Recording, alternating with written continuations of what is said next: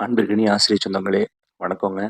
நீங்க வந்து ஒரு அரசு பள்ளி அல்லது தனியார் பள்ளி ஆசிரியரா இருந்தா, உங்க அனைவருக்குமே வந்து இந்த சுற்றறிக்கையில ஒரு முக்கியமான செய்தி குடுத்துருக்காங்க.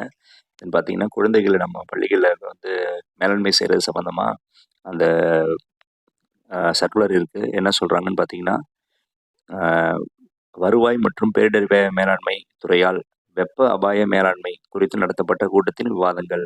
அதாவது தமிழ்நாட்ல ஹெவியா வெயில் அடிக்கிற அந்த காலகட்டத்தில, குழந்தைகள அந்த வெயிலோட கதிர்வீச்சுலருந்து நம்ம கொஞ்சம் பத்திரப்படுத்தி வைக்கிறதுக்கு ஒரு அறிவுரைகள வந்து குடுத்துருக்காங்க. இங்க பாருங்க, தமிழ்நாட்டில் நிலவும் வெப்ப அலை மற்றும் அ அதிக வெப்பநிலை சூழ்நிலைகளால் மாணவர்களின் உடல்நலம் பாதிக்கப்பட வாய்ப்புள்ளது. எனவே மாணவர்களின் நலனை உறுதி செய்யுமாறு பின்வரும் அறிவுறுத்தல்கள் வழங்கப்படுகின்றன. என்னென்ன அறிவுறுத்தல் அப்படின்னு பார்த்தீங்கன்னா, இங்க பாருங்க. அனைத்து பள்ளி தலைமை ஆசிரியர்கள் தங்களின் மாவட்ட மேலாண்மை மையத்தோடு இணைந்து வானிலை மையத்திடமிருந்து தங்கள் பள்ளி அமைந்துள்ள வட்டாரம், கிராமம் தொடர்பான அந்த டெய்லி வானிலைய வந்து கேட்டு வாங்கணும்னு சொல்லியிருக்காங்க. அந்த வானிலைய வந்து தினமும் காலையில கேட்டு வாங்கிக்கிட்டு, அதுக்கேத்த மாரி கொஞ்சம் அக்கார்டிங் செயல்படணும் அப்படின்னு சொல்றாங்க. இதுக்கு என்ன பண்றாங்க வந்து, அந்தந்த அந்தந்த மாவட்டத்தோட பேரிடர் மேலாண்மை மையத்தோட சேர்ந்த ஒரு வாட்ஸ்அப் நம்பர் ஒண்ணு குடுக்குறாங்களாம். அந்த வாட்ஸ்அப் நம்பர நம்ம மொபைல்ல சேவ் பண்ணிட்டு, அத குரூப்பா ஸ்டார்ட் பண்ணுவாங்க போல. அந்த குரூப்ல இருந்து அன்றாடம் வந்து நம்ம வந்து அந்த வானிலையோட அந்த வெப்ப அளவ வந்து நம்ம தெரிஞ்சுக்கணும் அப்படின்னு சொல்றாங்க. அது மட்டும் இல்லாம அன்றாட வானிலை முன்னறிவிப்புகள், வெப்ப அலை எச்சரிக்கைகள் மற்றும் இதர வானிலை தொடர்பான அறிவிப்புகளை தவறாமல் அறிந்து கொள்ள வேண்டும் அப்படின்னு வந்து சொல்றாங்க. அடுத்து பார்த்தீங்கன்னா,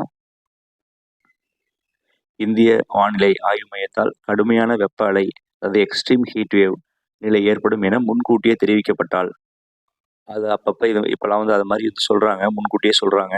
அது மாரி அறிவிக்கப்பட்டுச்சு அப்படின்னு பார்த்தீங்கன்னா, அது குறித்த தகவலை உடனடியாக பெற்று, மாணவர்களுக்கு வந்து பாதுகாப்பான விஷயங்கள இது பண்ணுங்க. அதாவது கொஞ்சம் வாட்டர் அரேஞ்ச் பண்ணலாம். எக்ஸஸா வேணுன்றப்பலாம் வந்து குழந்தைகளுக்கு தண்ணி குடிக்க விடலாம். வாட்டர் பாட்டில கையிலேயே வச்சுக்க சொல்லி, பர்மிஷன் கூட வேண்டாம். நீ வேணுன்றப்ப தண்ணிய குடிச்சுக்கோ அப்படின்னு நம்ம சொல்லலாம். அ அதிகமா வந்து நிழல் பாங்கான இடத்துல, அ ஷீட் மாரியான கிளாஸ்ல நம்ம வந்து வகுப்பு எடுப்பத தவிர்க்கலாம். ஸோ இது மாரி விஷயங்கள ஃபாலோ பண்ணீங்க அப்படின்னு சொல்றாங்க.